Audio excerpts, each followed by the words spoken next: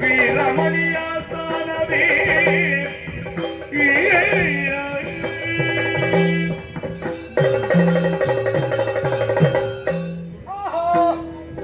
ಇಂದ್ರನ ಅರಮನೆಯಂತೆ ಕಾಣುತ್ತಿದೆ ಈ ಜ್ಯೋತಿರ್ಮೇಧದ ಸಭಾಸ್ಥಾನ. ಮಂತ್ರಿ ಮಾಂಡಲಿಕರು ಅನೇಕ ವಿದ್ವಾಂಸರು ಸೇರಿ ತುಂಬಿ ತುಮುಕಾಡಿರುವ ಸ್ಥಾನ ಚಾವಡಿ. ಆದರೂ ನಮ್ಮ ಅಯೋಧ್ಯೆಗಿಂತ ಏನು ದೊಡ್ಡದಲ್ಲ ಬಿಡಿ. ಮಂತ್ರಿ ಮಾಂಡಲಿಕರು ಅನೇಕ ವಿದ್ವಾಂಸರು ಸೇರಿದ್ದಾರೆ. ಆದರೆ ರಾಜ ತನ್ನ ಮಕ್ಕಳೊಂದಿಗೆ ಕುಳಿತುಕೊಂಡು ರಂಜಿಸುತ್ತಿದ್ದಾನೆ.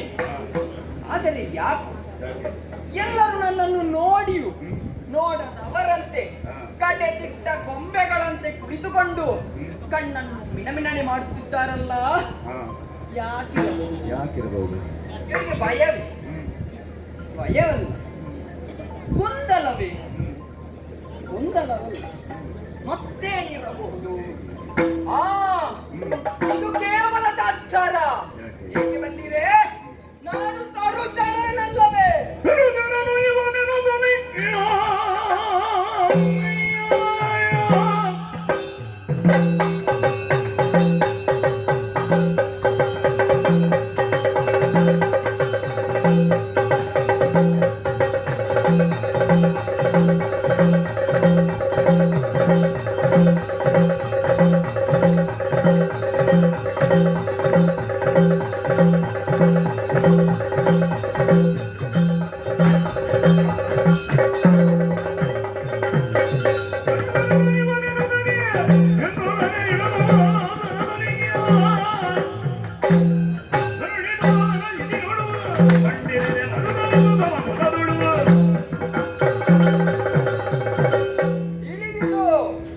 ಬಂದಿರುವುದು ಮಂಗ, ಮರದಿಂದ ಮರಕ್ಕೆ ಹಾರುವ ಮಂಗ, ಕೈಗೆ ಸಿಕ್ಕ ಹಣ್ಣುಗಳನ್ನು ತಿನ್ನುವ ಮಂಗ.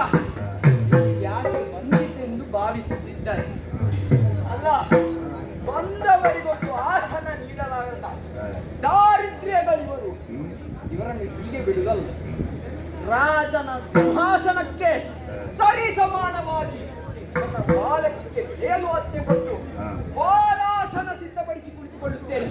ಏನಾಗುತ್ತದೋ ನೋಡಿ.